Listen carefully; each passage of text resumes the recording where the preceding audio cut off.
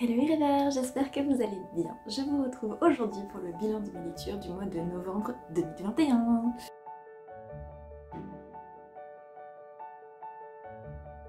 Et voilà, c'est la dernière vidéo que j'ai en retard par rapport à mon planning, donc voilà, je rattrape mon retard pour novembre. J'ai moins de livres à vous présenter que les mois précédents, et ouf de ouf, parce que franchement je commence à en avoir marre de faire des méga bilans. J'ai quand même 17 ouvrages à vous présenter, mais ça va aller vite puisqu'il y a des mangas dedans et qui rassemblent une même série, donc ça, on va dire une douzaine d'ouvrages, ce qui est nettement plus gérable que les mois précédents, on va pas se mentir. Deux petites choses avant de commencer. Déjà, je tenais à vous remercier, mais de tout mon cœur, pour tous les petits messages que j'ai reçus sous la dernière vidéo sur le book haul, où je vous parlais du fait que j'avais de moins en moins d'abonnés, que voilà, j'avais décidé de reprendre la chaîne en main en espérant que ça aille mieux. Vos petits messages de soutien, de réconfort pour m'assurer que vous appréciez ce que je fais, ça a été juste un énorme baume au cœur. Ça m'a fait, je montrais les messages à mon mari et je faisais... Oh, c'est trop gentil. Donc juste merci parce que ça me redonne le peps pour continuer, ça me donne envie de créer du contenu pour vous qui me suivez, pas forcément pour trouver d'autres personnes, mais vraiment pour garder le petit noyau que j'ai. Donc juste merci infiniment. La deuxième chose, c'est que peut-être vous voyez que la résolution de la vidéo est plus nette, j'espère. De ce que je vois en tout cas en retour vidéo, ça a l'air pas mal. J'ai changé de téléphone, donc voilà, je peux apprécier et on va pouvoir apprécier cette nouvelle qualité photo-vidéo. Voilà.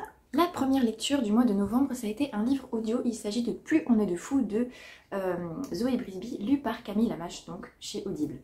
Vous savez, j'aime beaucoup les livres audio. J'avais beaucoup, mais vraiment beaucoup apprécié La vie ne fait pas le moineau de la même auteure. Donc de temps en temps, je réessaye un livre voilà, parce que j'aime bien. Et en plus, on recroise en fait le personnage de La vie ne fait pas le moineau, la petite mamie Maxine.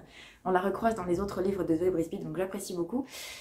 Cette fois-ci, encore une fois, ça a été un livre qui a été intéressant puisque ça se passe dans un hôpital psychiatrique et c'était assez fun parce qu'on sent qu'il y a un truc qui cloche parce que le personnage principal, il est persuadé en fait qu'il va très bien et qu'il a été interné en fait pour une raison totalement partielle, que c'est un complot contre lui. Donc il va faire la connaissance en fait d'autres patients qui ont chacun leur pathologie mais qui sont quand même, voilà, qui ont toute leur tête. Ça donne une histoire assez drôle, vraiment, et en fait quand on comprend le fin mot de l'histoire, on est là. Ah ouais, d'accord. Et j'avoue en fait que j'ai aimé ce petit côté suspense, j'ai aimé me retrouver au milieu de ces fous quelque part, et j'ai aimé les leçons de vie en fait que chacun nous apprend, même si voilà, c'était pas un coup de cœur. Je pense que j'ai trop d'attentes par rapport à cet auteur, maintenant que j'ai eu un coup de cœur en fait, avec un de ses romans qui m'a fait rire aux larmes, j'attends la même chose des autres et c'est pas ce qu'il faut que je fasse. Il faut simplement que je m'attende à découvrir une nouvelle histoire et j'espère que la prochaine fois du coup je me poserai moins d'attentes pour mieux savourer. Mais voilà, en tout cas c'était une chouette lecture dans un contexte que je connais peu au final et même si j'ai quelques connaissances et voilà, tout simplement c'était un chouette moment de lecture à écouter, c'était plutôt pas mal. Après ça j'ai fait une lecture qui a été un peu plus... qui a monopolisé un petit peu plus mes neurones on va dire. J'ai lu Faire face de Martin Stephens et Pierre Dulot, donc aux éditions Point de Bascule. Oui, c'est ça. Donc c'est le visage et la crise sanitaire. Au départ, je pensais que c'était le visage de la crise sanitaire, mais en fait c'est le visage et la crise sanitaire. Et ça a été une réflexion très intéressante sur l'envisagement. Envisager, vous voyez, voilà, sur le fait de porter le masque et comment en fait on vit cette crise sanitaire avec le masque, comment au niveau sociétal en fait, qu'est-ce que ça fait de ne plus voir le visage de l'autre, le sourire, les expressions. Et ça a été vraiment très intéressant. Le seul problème, c'est qu'effectivement, là, on était dans un essai qui monopolise vraiment des neurones et que je ne pouvais pas lire du coup à certains moments de la journée, notamment le soir, parce que je n'avais plus la capacité cognitive pour réfléchir. Donc j'ai mis un petit peu de temps à lire, mais vraiment la réflexion a été très intéressante. Et elle fait bien, vraiment j'ai été emmenée dans cette piste de réflexion pour aussi continuer après sur se dire quel est le lien qu'on garde aux autres et en société, qu'est-ce que ça veut dire en fait du fait que maintenant on ne se voit plus de la même manière. Donc c'est vraiment une réflexion que je vous invite à avoir parce qu'il y a des références sur toutes les périodes de notre société en fait, antique, présente, et ça reste accessible même si il faut faire un petit effort de concentration comme j'ai pu le faire. On dira que c'est parce que j'avais des nuits plus courtes, voilà. Après ça, j'ai lu le volume 6 pardon, des Carnets de l'apothicaire de Neko Courage et Itsuki Nanao. Alors, encore une fois, j'ai beaucoup apprécié. On rentre encore plus dans... Maintenant qu'on connaît bien les personnages, vous savez, on voit à chaque fois qu'il y a des évolutions dans les relations et c'est ça qui me plaît maintenant. On connaît les personnages et on arrive vraiment dans le vrai truc de l'histoire. Alors je crois que c'est une série qui a énormément de tomes. C'est pas grave, j'ai envie de vous dire, voilà, au départ je suis pas très fan de ce genre de truc, des tomes qui s'allongent, rallongent, mais alors là, vraiment pour le contenu que c'est, avec une héroïne qui vraiment nous apprend des trucs et aide vraiment à résoudre des complots en fait, et se retrouve mêlée à des histoires qu'elle ne pensait pas vivre, c'est vraiment, je trouve ça vraiment top. Et les dessins sont encore une fois très très beaux, donc je peux que vous conseiller encore une fois cette série parce qu'elle elle est intelligente, elle est intéressante et elle est prenante, voilà, tout simplement. Changement de thème, j'ai lu ensuite Le jour où j'ai failli ne pas t'aimer de Marie Le Rouge en auto-édition. Romance de Noël, préparation de l'Avent, tout ça.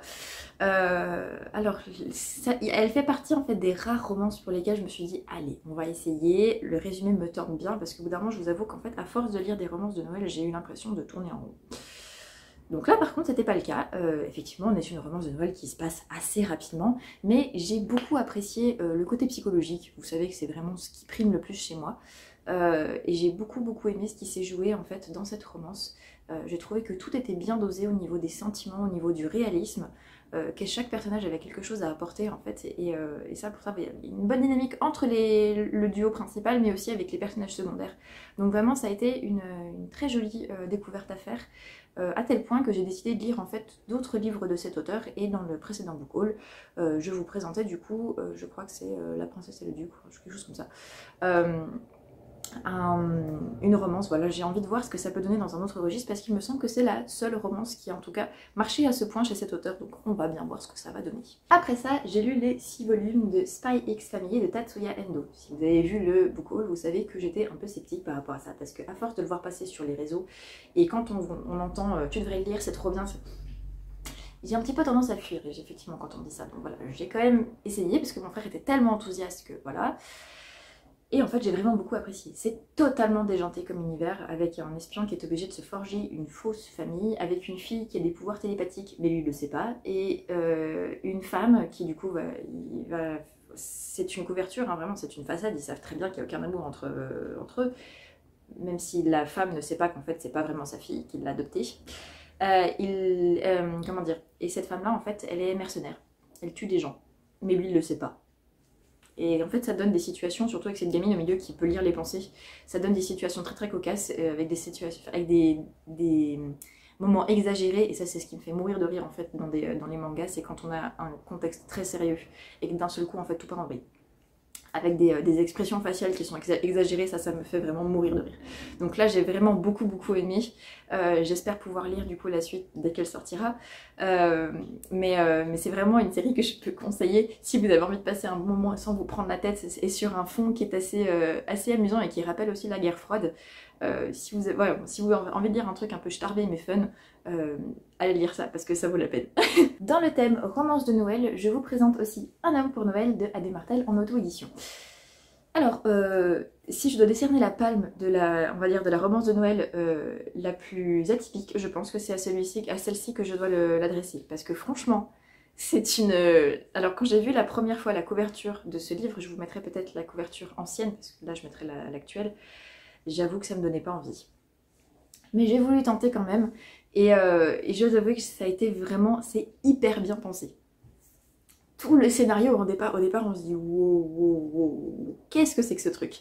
Et en fait plus ça va, plus on comprend, plus les explications se valent et on se dit ah ouais quand même. Et j'ai vraiment aimé la romance qui se déploie en fait au niveau de ce scénario qui est, comme diraient certains, l'effet en scénario. Au départ c'est vraiment, on se dit mais non. et en fait si, et c'est très bien, enfin, ça change vraiment de ce que j'ai pu lire jusqu'à maintenant, donc j'ai passé un chouette moment vraiment dans une lecture originale et je pensais vraiment pas autant apprécier, donc je vous la conseille, peut-être pour l'année prochaine du coup, mais si vous pouvez, n'hésitez pas à jeter un œil parce que c'était chouette, voilà. Au mois de novembre, j'ai aussi commencé, du coup je l'ai terminé au mois de décembre mais je vais vous en parler maintenant.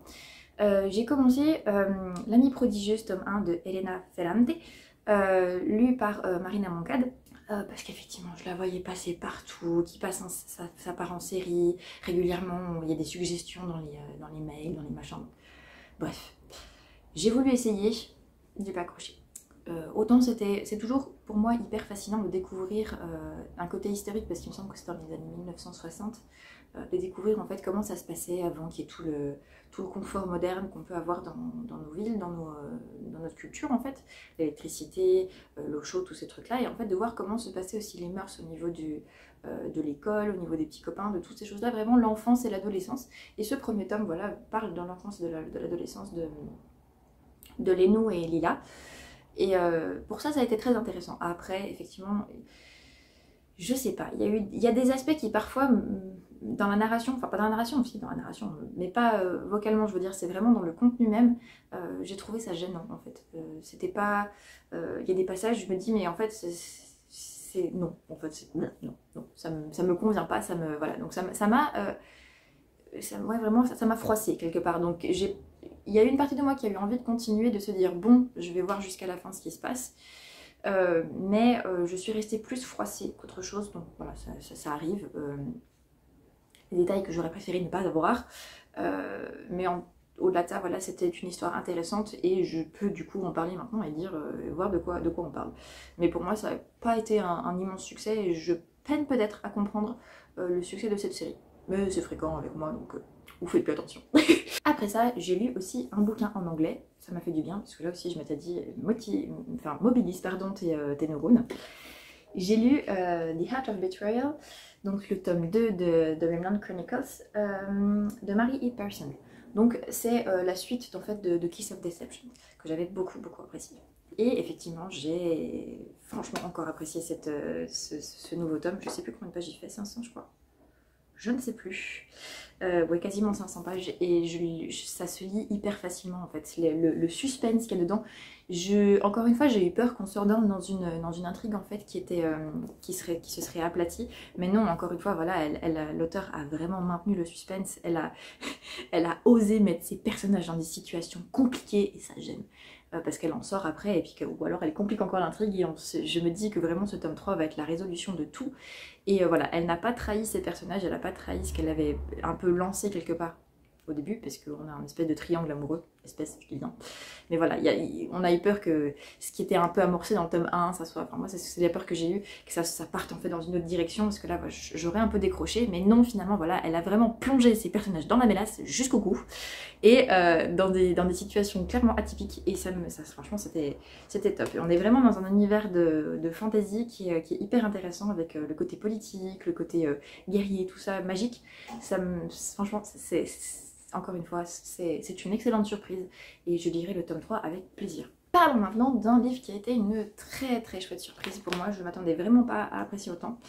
Il s'agit de Cerise au soleil, l'avenir d'Espéranza de Marie-Laure Boisard en auto-édition. Donc c'est un livre que j'ai reçu grâce à mon amie Aurélie dans son swap. Et franchement, alors, je pense que c'est le petit bandeau ici qui m'a donné envie de le lire parce qu'on était en période de faire des cartons, déménagement, tout ça, donc c'était la prise de tête totale. Et je me suis dit, j'ai besoin d'un truc pour souffler, ce livre a l'air court, il a l'air bien, on va se lancer dedans. What? Comment ça se fait qu'on peut tomber encore sur des romans comme ça et qu'il n'ait pas un succès retentissant? Là voilà pourquoi je comprends pas. Les livres que je lis qui sont des succès de fou, je comprends pas pourquoi ils ont des succès de fou, et ce genre de livre qu'on ne connaît pas, mais c'est what? C'était trop bien! Franchement, je m'attendais pas à ce que pour un premier roman, toute l'histoire soit si bien pensée, la narration soit si bien pensée. J'ai cru en fait que c'était au départ Marie-Laure Boisard qui faisait des confidences sur son parcours d'écrivain. Je me suis dit, c'est bizarre parce que je connais pas ce nom. Et ça parle quand même d'une nana qui a écrit beaucoup de livres, qui a connu un succès littéraire de fou et tout. Et en fait, elle parle de quelqu'un d'autre. Et du coup, on a double niveau de langage et toute son histoire est hyper intéressante. Enfin, du coup, il y a des phrases aussi au niveau de l'écriture qui m'ont énormément touchée, qui m'ont donné confiance aussi en tant qu'auteur. Et ce qui n'est pas évident parce que le syndrome de l'imposteur il s'installe aussi très bien chez moi. Donc voilà, ça a été un livre qui m'a autant plu au niveau de la narration, de la construction du récit, que dans les phrases qu'il m'a apportées, même dans l'histoire en elle-même. C'était vraiment mais extra, vraiment, je peux que dire ça, extra, et une excellente découverte. Donc si vous connaissez pas, enfin voilà, l'auteur aussi a mis une nouvelle couverture, donc je mettrai la nouvelle couverture. Moi j'ai celle-ci, c'est l'ancienne, mais vous fiez pas forcément à ce qu'il y a dessus parce que c'est tellement plus que ce qu'il y a sur les couvertures, mais ah. Après ça, je suis passée à un autre type de lecture. J'ai lu Quels principes éthiques, la guerre et la paix quand le mariage échoue Donc c'est un ouvrage collectif du comité mixte baptiste catholique en France, par Croire Publications et les éditions de l'Emmanuel. C'est un livre que j'avais bien envie de lire. Si vous ne le savez pas, en fait, la question de l'éthique en fait m'intéresse tout particulièrement depuis qu'il y a eu tous les débats sur la bioéthique et tout ça. Et j'étais curieuse en fait de lire un ouvrage qui a été fait voilà, par un comité mixte. Donc voilà, surtout sur le mariage qui échoue. Enfin, même la question de la guerre en fait m'a beaucoup interpellée. Et j'ai été très très contente de le lire parce que du coup j'ai appris pas mal de choses, notamment sur comment était considérée la guerre chez les baptistes et chez les catholiques. Parce que c'est vrai que voilà, la guerre juste, des choses comme ça, enfin, il y a eu pas mal de retours là-dessus, donc c'est un livre qui est assez court. Si vous voyez, voilà, il est pas... Et puis la mise en page est assez aérée. Du coup, il y a pas mal, il y a toujours en fait dans les deux parties comment ça se passe chez les catholiques, comment ça se passe chez les baptistes, et en fait, quelle est la vision commune ou divergente voilà, par rapport aux deux. Donc c'est un ouvrage qui est intéressant, autant pour apprendre des choses, autant que pour continuer la réflexion en fait par rapport à ces principes éthiques. Ça permet un peu de se positionner et voilà, juste de réfléchir à ce sujet. Parlons maintenant d'un autre service presse, puisque avant c'était aussi un service presse. Parlons de Orphan, tome 1, Le secret du bracelet, de Gaël Tertrais, chez les éditions de l'Emmanuel Collection Jeunesse. Ça a été une très très chouette découverte. Voilà, je suis très contente de lire des livres jeunesse en fait des éditions de l'Emmanuel. En fait, ce sont des livres chrétiens et ça m'a quelque chose. J'aurais tellement aimé avoir ce genre de choses quand j'étais adolescente, quand j'étais plus jeune. Bon, j'ai fait d'autres lectures hein, qui n'ont pas été moins intéressantes, mais quand je lis ce genre d'ouvrage, je serais très heureuse de pouvoir les mettre dans les mains en fait de ma fille. Peut-être d'autres enfants qui arriveront plus tard, mais en tout cas de ma fille, je serais très contente de pouvoir lui montrer ça pour qu'elle puisse lire des aventures épiques avec des héros qui ne sont pas parfaits, mais qui apprennent, voilà, par exemple, à travailler ses vertus, à travailler leurs vertus, à travailler leur qualité, désolée pour la lumière, tout ça dans une perspective chrétienne en fait, et ça me plaît énormément. En plus c'était hyper intéressant comme histoire, hyper prenant, donc voilà, je pense que c'est un livre que j'offrirai à mes cousins aussi, à mes petits cousins, à des connaissances, voilà, parce que c'était vraiment...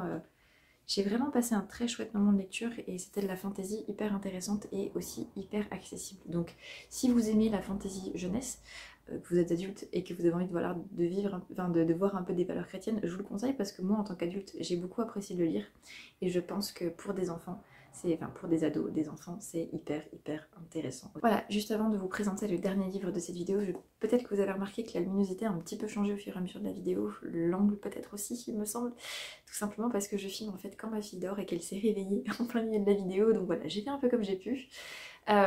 J'espère que ça ne vous aura quand même pas trop dérangé. Dernier livre donc que j'ai à vous présenter, il s'agit de Terre Angienne, tome 1, Les deux moitiés de l'étoile de Manon Lecuyer, en auto-édition, publié chez Librinova. Alors c'est une lecture que j'ai bien appréciée parce que c'est... Au départ j'étais pas très convaincue parce que comme beaucoup d'auteurs, j'en fais partie, quand on commence une nouvelle série, on patine un petit peu pour le début et effectivement j'ai trouvé que le début était un peu difficile à se mettre en place. En plus j'ai repéré encore quelques petites fautes d'orthographe qui n'enlèvent rien au récit en lui-même et que j'ai totalement réussi à dépasser après, mais voilà, ça fait partie. Si on n'est pas dans l'auto-édition et si on n'a pas l'habitude d'en lire, ça peut freiner. Donc rassurez-vous, une fois que voilà, les premières pages sont passées, on se laisse emporter par l'histoire. Et voilà, je suis tombée dans une histoire de fantastique qui répondait un peu à ce que j'avais envie de lire quand j'étais adolescente. Le fantastique, voilà, une jeune fille qui est dans son lycée, et puis elle vit sa vie, et en fait, bam, il y a un truc qui va se passer et tout va être chamboulé. Ça m'a plu, j'ai aimé découvrir voilà, ce qui était un petit peu derrière ça, ce que le côté surnaturel avait de spécial. Ça m'a rappelé certains récits que j'avais pu lire, notamment Destin croisé d'Anne-Sophie Nicker, par certains aspects un peu Twilight, mais je pense qu'on a tous été marqués par Twilight et qu'il y a forcément des aspects de Twilight qui viennent nous, qui se rappellent à nous dans certains trucs. Mais en même temps, il y avait quelque chose d'assez innovateur là-dedans, donc j'ai bien apprécié et je pense que je lirai le tome 2 et puis voilà, notamment pour le côté romance. Voilà, je suis une grande romantique, vous le savez. Donc voilà, ça m'a bien emportée et j'étais contente de faire cette découverte. Voilà, ce sera tout pour cette nouvelle vidéo. Je suis très contente de me mettre à jour du coup. C'était la dernière vidéo en retard. Je suis très contente. Voilà. N'hésitez pas à me dire s'il y a des livres que vous avez appréciés, que vous connaissez dans cette vidéo, que voilà, s'il y en a qui vous font envie, d'autres qui au contraire ne vous tentent pas du tout. N'hésitez pas à me dire si vous aviez fait en novembre, alors je sais ça remonte à loin, mais voilà, si en novembre vous aviez fait de belles lectures et que vous avez envie de les partager, bah, n'hésitez pas à le faire en commentaire. J'essaie toujours de répondre assez vite à ce que vous m'écrivez. Et sinon, bah, je vous retrouve la semaine prochaine du coup pour le bilan de décembre et je serai totalement à jour. Et oui, je suis en train de faire une danse de la joie. Voilà, je vous souhaite d'excellentes lectures, d'excellents rêves, qu'ils soient en mots ou non, et à très bientôt.